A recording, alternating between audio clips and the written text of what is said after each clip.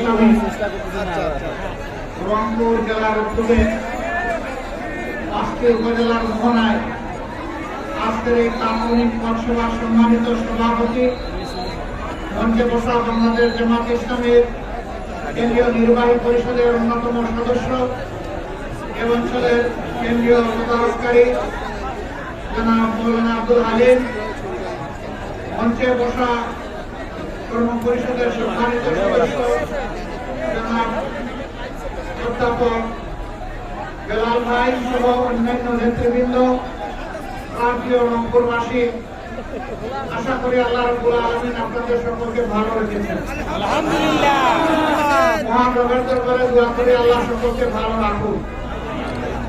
রাত তো কিছুটা হয়েই গিয়েছে, আর আমি শুনতে পেয়েছি যে আপনারা মাগরিবের আগ থেকেই অনেকে এখানে চলে এসেছেন। আসরের পর থেকে দীর্ঘ সময় ধরে আপনাদের অপেক্ষা, আমাদের বিমান যাত্রা একটু দেরি হওয়া, এই জন্য আমি আল্লাহ তাআলার কাছে শুকরগুজার করার পাশাপাশি আপনাদের কাছে ক্ষমা চাই।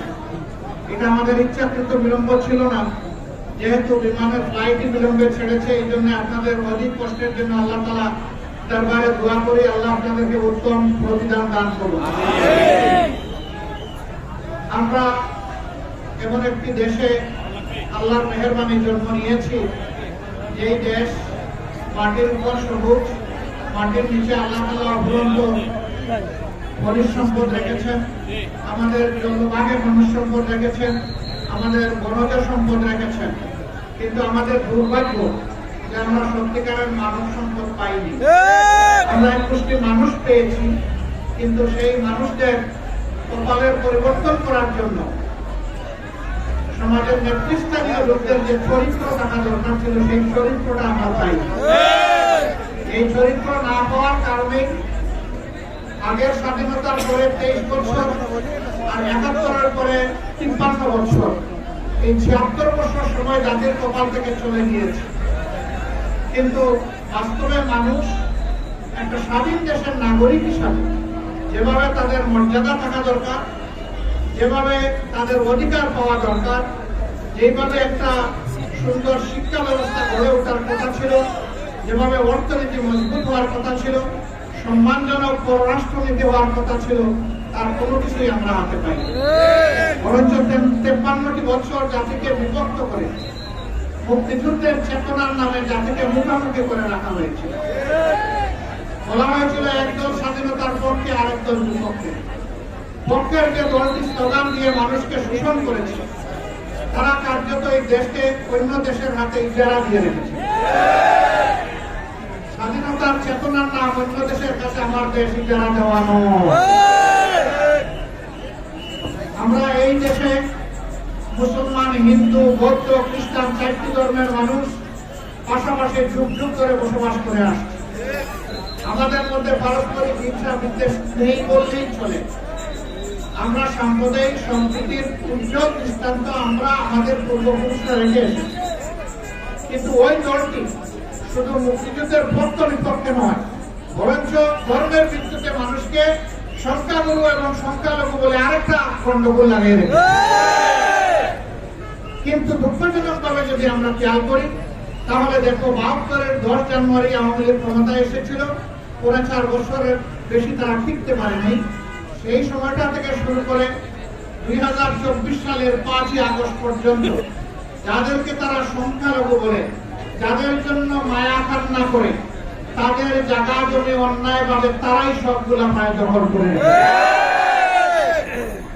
তাদের সম্পদের উপর হাত দিয়েছে, তাদের ইজ্জতের উপরে হাত দিয়েছে। অথচ তারা মায়া কান্না করে আর দুষ্টা চাপায় এদেশের দেশপ্রেমিক মানুষ, বিশেষ করে যারা নিষ্ঠাবান মুসলমান, তাদের উপর।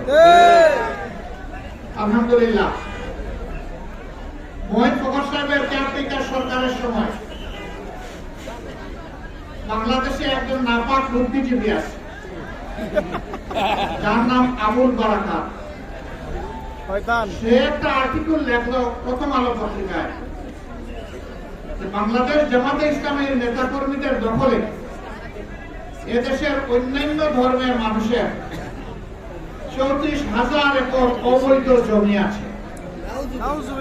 সরকার পাগল হয়ে সারা দেশে খোঁজখবর নিল, 2 মাস সময় দিল সকল জায়গায়, আর ডিসি সাহেবকে যে খুঁজে তন্ন করে বের করে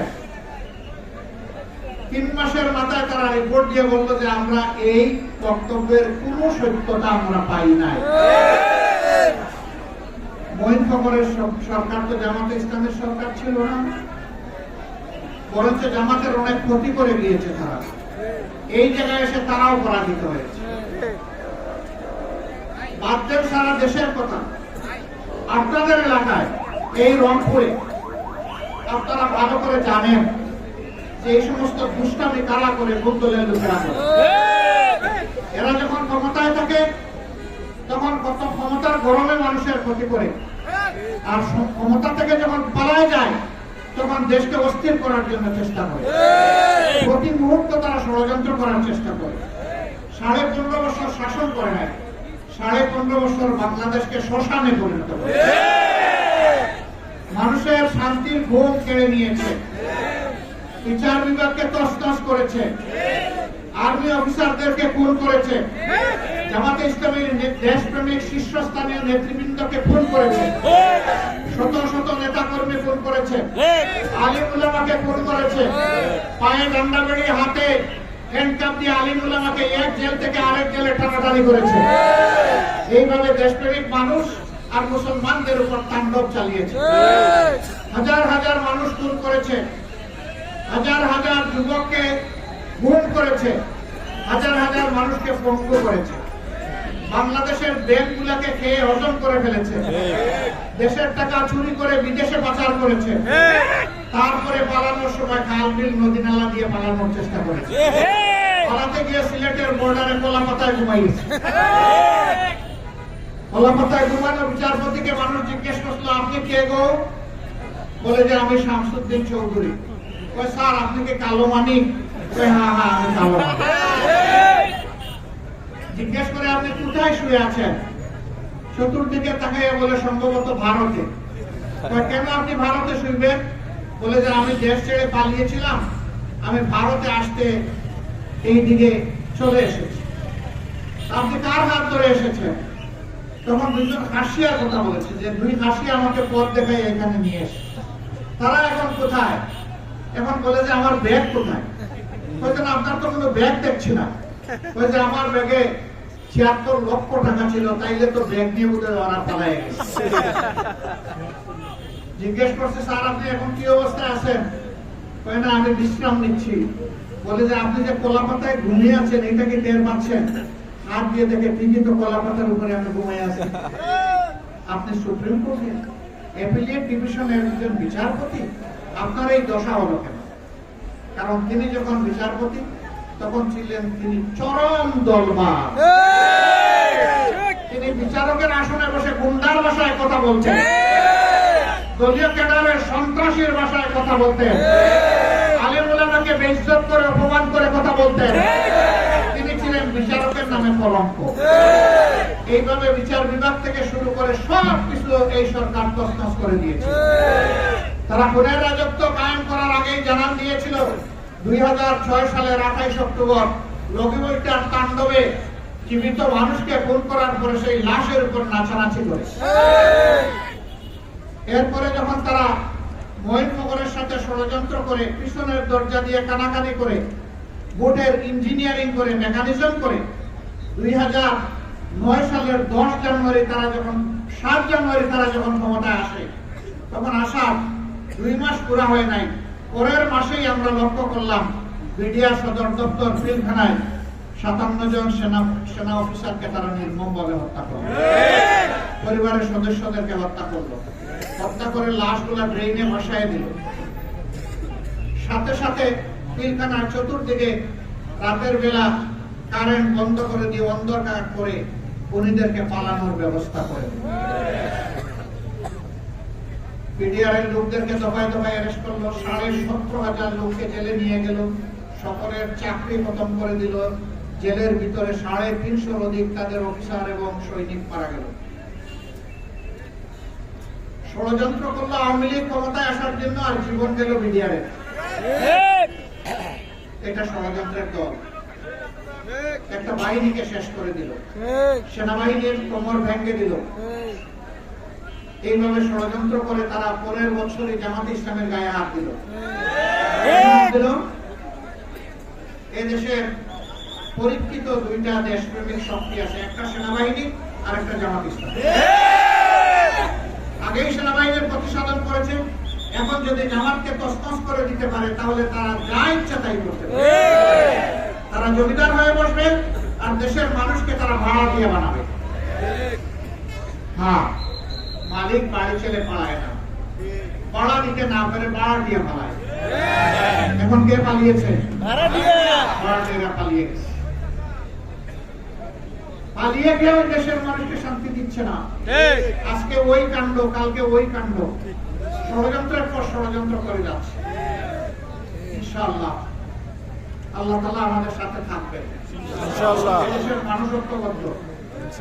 আমরা অনেক ক্ষতি স্বীকার করেছি। ওরা গোটা জাতির মাথা নত করার চেষ্টা করেছিল। তোমরা কারো গোলাম হতে পারো, এই জাতি আল্লাহ ছাড়া আর কারো গোলাম হবে না।